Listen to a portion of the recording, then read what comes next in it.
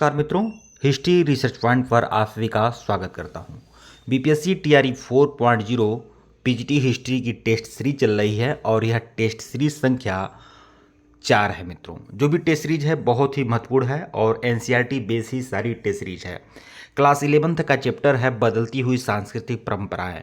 ये बदलती हुई सांस्कृतिक परंपराएं, यह जो पूरा चैप्टर है, इस चैप्टर को बहुत ही अच्छे तरीके से कंप्लीट किया गया है और मैं पूरे दावे और यकीन के साथ बता दूं, अगर इस पूरे चैप्टर को अगर आप लोग अच्छे तरीके से क्लियर करना चाहते हैं तो इस टेस्ट सीरीज को बिल्कुल देख लीजिएगा। यह चौथी टेस्ट सीरीज है। इसके पहले का वीडियो नहीं देखे हैं तो प्लेलिस्ट में जाइएगा। BPSC TRE 4.0 PGT history test के नाम से प्लेलिस्ट बनी हुई है, जाकर देखिएगा।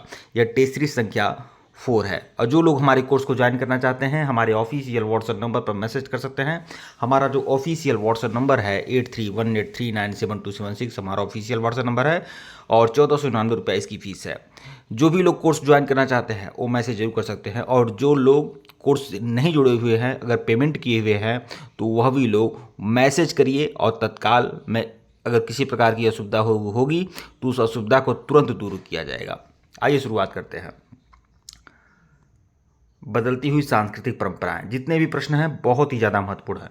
पहला प्रश्न आप लोग के स्क्रीन पर है कि यूरोप में 14वीं से 17वीं शताब्दी में मुख्य सामाजिक बदलाव क्या हुआ था। तो 14वीं से 17वीं सदी के मुख्य सामाजिक बदलाव क्या हुआ था, 4 ऑप्शन है आप लोग के सामने। ठीक है, ग्रामीण जीवन अधिक प्रचलित था या नगरों की संख्या बढ़ी और नगरीय संस्कृति विकसित हुई। तो यह जो विकल्प बी है यह आपका बिल्कुल सही है। विकल्प बी, नगरों की संख्या बढ़ी एवं नगरों की संख्या बढ़ी और नगरीय संस्कृति विकसित हुए। विकल्प बी जो है आपका सही है। व्याख्या देखिएगा, इस अवधि में शहरों का विस्तार हुआ। जो 14वीं से 17वीं सदी का जो समय था, इसमें शहरों का विस्तार हुआ, नगरों में व्यापार, शिक्षा और कला का विकास हुआ। शहरी संस्कृति ने यूरोप में नए सामाजिक और सांस्कृतिक बदलाव को जन्म दिया।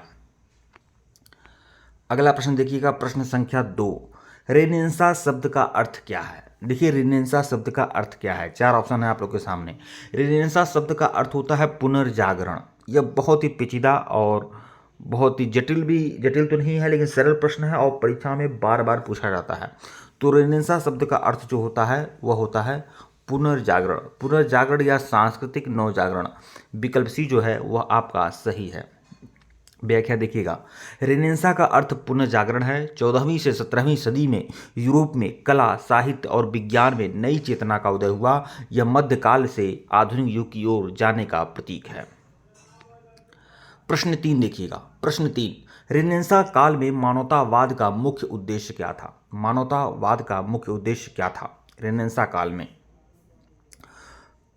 तो 4 ऑप्शन है आप लोग के सामने। मनुष्य और जीवन पर आधारित अध्ययन। देखिए, जो पुनर्जागरण काल था उसमें मानवतावाद का मतलब यह था कि मनुष्य को माध्यम बनाना, ठीक है, और मनुष्य के जीवन को माध्यम बनाना। तो मनुष्य और जीवन पर आधारित अध्ययन करना, ठीक है, अलौकिक अध्ययन नहीं, मनुष्य और जीवन पर आधारित अध्ययन करना, मतलब इहलौकिक अध्ययन किया जाता था। ठीक है, विकल्प व्यवहारिक जीवन का अध्ययन। विकल्प भी जो है आपका सही है। ह्यूमनिज्म ने धर्म के अलावा मानव और उसकी क्षमताओं और जीवन पर अध्ययन पर जोर दिया। इसके माध्यम से साहित्य, दर्शन और कला में व्यवहारिक दृष्टिकोण आया। ठीक है, मानवतावाद का मतलब होता है कि मानव जो इस समय जरूरी है, कला, विज्ञान, संस्कृति, ठीक है, नए नए आविष्कार, जो भी नए नए एडवेंचर हुए, ठीक है, ये इससे मतलब होना चाहिए। पारलौकिक जीवन पर ज़्यादा विचार नहीं किया गया। तो विकल्प भी जो है आपका सही है। प्रश्न 4 देखिएगा, मुद्रण के आविष्कार का मुख्य प्रभाव क्या था। जब प्रिंटिंग प्रेस का आविष्कार हुआ और मुद्रण होने लगा, प्रिंटिंग होने लगा, तो उस आविष्कार का मुख्य प्रभाव क्या था। तो केवल धार्मिक ग्रंथों का विनाश हो गया, नहीं, ज्ञान का व्यापक प्रसार हुआ। कृषि प्रणाली में बदलाव, केवल अमीरों के लिए शिक्षा। देखिए, ज्ञान का व्यापक प्रसार हुआ। जब प्रिंटिंग कला विकसित हुई, प्रिंटिंग प्रेस विकसित हुआ, तो ज्ञान का प्रसार हुआ। मैगजीन, पत्र पत्रिकाएं, अखबार छपने लगे और ज्ञान का प्रसार होने लगा। विकल्प भी जो है वह आपका सही है। व्याख्या देखिएगा, प्रिंटिंग प्रेस ने किताबों और ग्रंथों को तेजी से फैलाया। इससे पढ़ाई और शिक्षा आम लोगों तक पहुंची और ज्ञान का प्रसार हुआ। विकल्प बी जो है वह आपका सही है। प्रश्न 5 देखिएगा, रेनेसां व्यक्ति किसके लिए जाना जाता है? कई क्षेत्रों में निपुण व्यक्ति। जो रेनेसां व्यक्ति होता है वह किसके लिए जाना जाता है? तो कई क्षेत्रों में निपुण व्यक्ति। ठीक है, विकल्प बी जो है वह आपका सही है। केवल कलाकार, केवल धार्मिक नेता, केवल वैज्ञानिक, ऐसा नहीं। रेनेसां व्यक्ति कहा जाता है जो कई क्षेत्रों में निपुण व्यक्ति हो। जैसे लियोनार्डो द विंची जो थे, एक गीतकार भी थे, कवि भी थे, चित्रकार भी थे, इंजीनियर भी थे। ठीक है, और ऐसे माइकल एंजेलो थे। वो ऐसे ऐसे Michael Angelo, Leonardo da Vinci, Raphael, ये कई क्षेत्रों में निपुण और मर्मज्ञ व्यक्ति थे। ठीक है, तो विकल्प बी जो है आपका सही है। व्याख्या देखिएगा, रेनेसां मैन वह था जो कला, विज्ञान, साहित्य, दर्शन और राजनीति सभी क्षेत्रों में निपुण होता था। यह व्यक्ति बहुमुखी प्रतिभा का प्रतीक था। इसीलिए मैं कह रहा हूँ ना कि जैसे लियोनार्डो द विंची थे, माइकल एंजेलो थे, राफेल थे, वोल्टेयर थे, रूसो थे, यह एक कविता भी कहते थे, गीतकार भी थे, संगीतकार भी थे, चित्रकार भी थे, मूर्तिकार भी थे, इंजीनियर भी थे, कई क्षेत्रों में निपुण व्यक्ति होते थे। ठीक है, प्रश्न 6 देखिएगा, यूरोप में नगरों के विस्तार का मुख्य कारण क्या था? यूरोप में जो नगरों का विस्तार हुआ इसका मुख्य कारण क्या था? तो कृषि में गिरावट, या केवल धार्मिक कारण, या शाही संरक्षण बंद होना। नगरों का विस्तार इसलिए हुआ क्योंकि व्यापार व उद्योगों का विकास हुआ। भैया औद्योगिक क्रांति हुआ था, उसी समय तो औद्योगिक क्रांति हुई थी, और व्यापार का भी विस्तार हुआ। यूरोप में जो भी यूरोप में फ्रांस या इंग्लैंड आदि देश थे जो जिन्होंने पूरे विश्व में अपने उपनिवेश फैलाए थे, तो व्यापार और उद्योगों का विकास हुआ जिसकी वजह से नगरों का भी विस्तार हुआ। तो बी जो है ऑप्शन वह आपका सही है। व्यापार और उद्योगों के विकास ने नगरों को बढ़ावा दिया, शहरों में नई नौकरियां और आर्थिक गतिविधियां बढ़ी, यह शहरी संस्कृति का आधार बनी। प्रश्न 7 देखिएगा, रेनेसां काल की कला में किस तकनीक ने यथार्थवाद को बढ़ावा दिया? रेनेसां काल की कला में किस तकनीकी ने यथार्थवाद को बढ़ावा दिया? किसने? तो रियलिज्म ने, रियलिज्म ने। विकल्प बी जो है आपका सही है। रियलिज्म, रियलिज्म का मतलब यथार्थवाद। रियलिज्म ने जीवन जैसा चित्रण और मूर्तियों को संभव बनाया। कलाकारों ने प्राकृतिक रूप और मानव भावों को वास्तविक रूप में प्रस्तुत किया। प्रश्न 8 देखिएगा, प्रोटेस्टेंट सुधार का मुख्य उद्देश्य क्या था?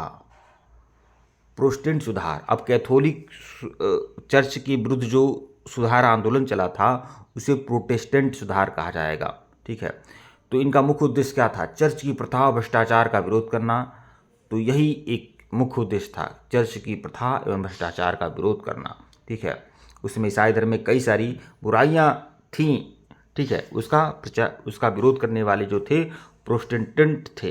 ठीक है, तो प्रोटेस्टेंट रिफॉर्मेशन ने चर्च की भ्रष्ट प्रथाओं और पापों के खिलाफ आवाज उठाई थी। मार्टिन लूथर और अन्य सुधारकों ने धार्मिक स्वतंत्रता एवं धर्मशास्त्र सुधार की मांग की थी। तो विकल्प ए जो है वह आपका सही है। देखिए मित्रों, यह बदलती हुई सांस्कृतिक परंपराओं से संबंधित कुल 100 एमसीक्यू है, और इस 100 एमसीक्यू में पूरा का पूरा चैप्टर का निचोड़ है। और मैं पूरे यकीनी तौर पे बता दूं, अगर इससे 100 एमसीक्यू देख लेंगे आप तो आपका प्रश्न छूटने वाला नहीं है। ध्यान रखिएगा, यह चौथी टेस्ट सीरीज है। इसके पहले का वीडियो नहीं देखे हैं तो प्लेलिस्ट में जाइएगा और टेलीग्राम बिल्कुल ज्वाइन करिएगा। प्रश्न संख्या 9 देखिएगा, रेनेसां के समय विद्वानों ने किन प्राचीन सभ्यताओं के ग्रंथों का अध्ययन किया? तो रेनेसां के समय विद्वानों ने किन प्राचीन सभ्यताओं के ग्रंथों का अध्ययन किया था? तो यूनानी और रोमन ग्रंथों का, यूनानी और रोमन ग्रंथों का अध्ययन किया। विकल्प सी जो है वह आपका सही है, यूनानी और रोमन ग्रंथों का अध्ययन किया। रेनेसां विद्वानों ने यूनानी और रोमन ग्रंथों का अध्ययन किया। इससे दर्शन, विज्ञान और कला में नई दृष्टि और विचार विकसित हुए थे। प्रश्न 10 देखिएगा, रेनेसां में शिक्षा पर कौन सा प्रभाव पड़ा? रेनेसा का मतलब पुनर्जागरण। पुनर्जागरण काल में शिक्षा पर कौन सा प्रभाव पड़ा? तो व्यवहारिक एवं मानवतावादी शिक्षा बढ़ी। ये तो आप लोग खुद समझ सकते हैं। केवल धार्मिक शिक्षा बढ़ी ऐसा तो नहीं था, बिल्कुल शिक्षा पूरी तरह बंद हो गई ऐसा भी नहीं होना चाहिए। केवल महिलाओं के लिए शिक्षा थी ये शिक्षा भी नहीं होना चाहिए। व्यवहारिक एवं मानवतावादी शिक्षा बढ़ी, ठीक है। शिक्षा अब धार्मिक शिक्षा से आगे बढ़कर अब बाइबल नहीं पढ़ाया जाता था, ज्ञान विज्ञान कला तकनीकी संगीत आदि की शिक्षा होती थी। शिक्षा अब धार्मिक शिक्षा से आगे बढ़कर मानव और समाज पर केंद्रित हो गई। स्कूल और विश्वविद्यालयों में साहित्य गणित और विज्ञान आदि पढ़ाया जाने लगा। प्रश्न 11 देखिएगा, मुद्रण के आविष्कार कौन थे? आविष्कारक, मुद्रण के आविष्कारक मतलब प्रिंटिंग प्रेस के आविष्कारक कौन थे? तो जॉन गुटेनबर्ग थे, जॉन गुटेनबर्ग। विकल्प बी जो है वह आपका सही है। व्याख्या देखिएगा, जॉन गुटेनबर्ग ने 15वीं शताब्दी में मुद्रण का आविष्कार किया। इससे पुस्तकों का उत्पादन और ज्ञान का प्रसार तेजी से हुआ था, ठीक है। प्रश्न 12 देखिएगा, रेनेसां मतलब पुनर्जागरण कला और वास्तुकला में कौन सी शैली का पुनरुत्थान हुआ? तो यूनानी और रोमन शैली, यूनानी और रोमन शैली। विकल्प बी जो है वह आपका सही है, ठीक है। रेनेसां कला में मतलब पुनर्जागरण कला और वास्तुकला में कौन सी शैली का पुनरुत्थान हुआ? तो यूनानी और रोमन शैली का, जिसे क्लासिकल कहते हैं, ठीक है। व्याख्या देखिएगा, रेनेसां में क्लासिकल शैली की वास्तुकला और कला का पुनरुत्थान हुआ। गिरजाघर और महलों में यूनानी और रोमन तत्वों का प्रयोग हुआ। मतलब अब जब गिरजाघर बनने लगे, महल बनने लगे, तो यूनानी और रोमन शैली का प्रयोग बढ़ गया। प्रश्न 13 देखिएगा, रेनेसां में महिलाओं की शिक्षा की स्थिति कैसी थी? 4 ऑप्शन हैं। कुछ महिलाओं ने शिक्षा और साहित्य में भाग लिया। विकल्प बी जो है आपका सही है। महिलाओं की शिक्षा की स्थिति कैसी थी? अब देखिए बाकी ऑप्शन भी देख लीजिए। सभी महिलाओं को शिक्षा मिलती थी, ऐसा नहीं है। महिलाएं केवल धर्मशास्त्र पढ़ती थीं, ऐसा नहीं है। महिलाओं को पूरी तरह शिक्षा से रोका गया, ऐसा नहीं है। कुछ महिलाओं ने शिक्षा और साहित्य में भाग लिया था, ठीक है। विकल्प बी जो है वह आपका सही है। व्याख्या देखिएगा, समाज पुरुष प्रधान था, लेकिन कुछ महिलाओं ने शिक्षा और साहित्य में भाग लिया। वे कला और विद्या में योगदान देने लगी थीं। प्रश्न 14 देखिएगा, रेनेसां के समय विज्ञान में कौन से बदलाव आए थे? तो 4 ऑप्शन है आप लोग के सामने। तो केवल धर्मशास्त्र पढ़ाया गया, बिल्कुल गलत है। विज्ञान पर रोक लगाई गई। केवल चिकित्सा शिक्षा दी गई। तो विज्ञान में कौन से बदलाव हुए थे? तो प्राकृतिक विज्ञान गणित और खगोल विज्ञान में प्रगति हुई थी। तो विकल्प भी जो है वह आपका सही है, ठीक है। वो वैसे ही पता चल जा रहा है, आप लोग खुद दे सकते हैं।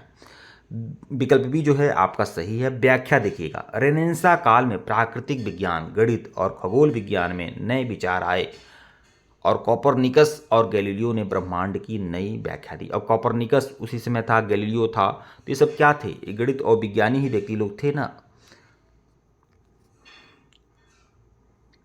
प्रश्न 15 देखिएगा, इस सीरीज का सबसे आखिरी प्रश्न, और यह टेस्ट सीरीज संख्या 4 है मित्रों। टेलीग्राम बिल्कुल ज्वाइन कर लीजिएगा, व्हाट्सएप ग्रुप भी ज्वाइन कर लीजिएगा। और जो लोग हमारे कोर्स को ज्वाइन करना चाहें हमारे ऑफिशियल व्हाट्सएप नंबर पर मैसेज कर सकते हैं। ऑफिशियल व्हाट्सएप नंबर डिस्क्रिप्शन में दिया गया है। जिन लोगों को कोर्स में जुड़े हुए हैं लेकिन असुविधा हो रही है वह लोग बिल्कुल मैसेज करें। कोपरनिकस और गैलीलियो ने किस सिद्धांत को प्रस्तुत किया था? तो उन्होंने सूर्य केंद्रित ब्रह्मांड के सिद्धांत को प्रस्तुत किया था। जैसे इसके पहले टॉलमी का जो सिद्धांत था वो पृथ्वी केंद्रित ब्रह्मांड था। टॉलमी ने कहा था कि पृथ्वी के चारों तरफ सूर्य चक्कर लगाता है, जबकि कोपरनिकस गैलीलियो ने यह माना कि पृथ्वी ही सूर्य के चारों ओर चक्कर लगाती है और बाकी ग्रह भी सूर्य का चक्कर लगाते हैं। तो ब्रह्मांड के केंद्र में सूर्य है, ऐसा कोपरनिकस और गैलीलियो ने कहा। विकल्प बी जो है आपका सही है। व्याख्या देखिएगा, इन्होंने सूर्य केंद्रित ब्रह्मांड की व्याख्या दी। इससे चर्च की पारंपरिक पृथ्वी केंद्रित मान्यताओं को चुनौती मिली थी। ठीक है मित्रों, वीडियो को लाइक और चैनल को सब्सक्राइब करिएगा। टेलीग्राम को बिल्कुल ज्वाइन कर लीजिएगा, व्हाट्सएप ग्रुप को भी ज्वाइन करिएगा। धन्यवाद आप लोग।